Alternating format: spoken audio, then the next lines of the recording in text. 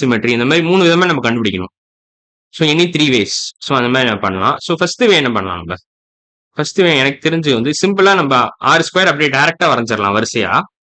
So 6 square நம்ம இப்படி வரைஞ்சிடலாம். வரைஞ்சிட்டு நம்ம ஒவ்வொரு லைனா அப்படியே போட்டுக்கிட்டே வரலாம். ஒரு லைனா போட்டுக்கிட்டே வந்தீங்கன்னா இப்படி கிடைக்கும் உங்களுக்கு.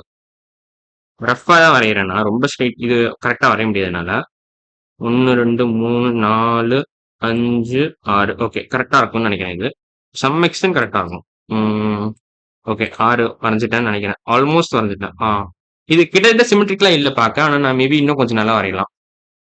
இன்னும் கொஞ்சம் நல்லா வரையலாம்னு நினைக்கிறேன். ஓகே இதோட நான் அழிச்சுக்கிறேன்.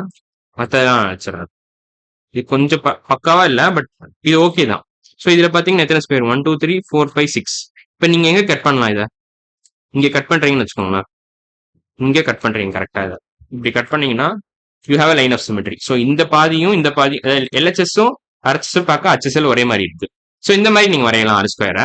இல்லைன்னா நீங்க என்ன பண்ணலாம்னா இந்த மாதிரி வரையலாம். வெர்டிகலா வரையலாம். வெர்டிகலா வரையலாம். இப்படி வரையலாம். அப்புறமா நீங்க இந்த லைன் போட்டுக்கிட்டே வரலாம்.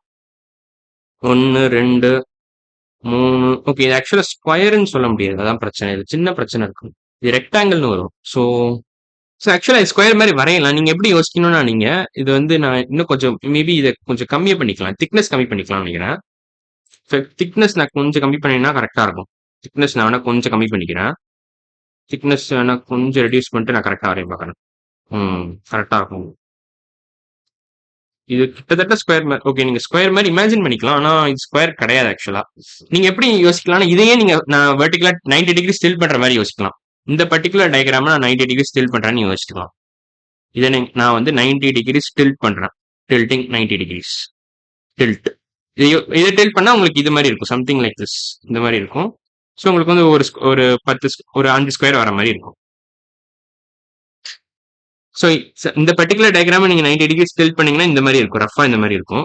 ஸோ அது ஒரு பாசிபிலிட்டி இருக்கு. இதை தவிர என்ன பாசிபிலிட்டி இருக்குன்னா நீங்க டீ மாதிரி வரையலாம். அதுக்கு தான் நான் இதை வரைஞ்சு வச்சிருக்கேன். ஸோ டீ எப்படி வரையலாம்னா நான் இதெல்லாம் ஷேட் பண்றேன். ஷேட் பண்ணா உங்களுக்கு கிட்டத்தட்ட அந்த ஐடியா கிடைக்கும் உங்களுக்கு. ஸோ இது 4 இருக்குல்ல, இதையும் இந்த 4 ஸ்கொயர் ஷேட் பண்ணிக்கோங்க. அப்புறம் இதுவும். ஸோ இப்போ இதுக்கு லைன் ஆஃப் சிமெட்ரி இருக்கான்னு கேட்டீங்கன்னா கண்டிப்பா இருக்கு. நீங்க இதை வெர்டிகலா கட் பண்ணலாம். இந்த மாதிரி நீங்க வெர்டிகலா இதை கட் பண்ணலாம். அப்படியே கட் பண்ணிக்கலாம். நான் ஒழுங்கா கட் பண்ணல. ஒழுங்கா கட் பண்றேன். அவ்வளவுதான்.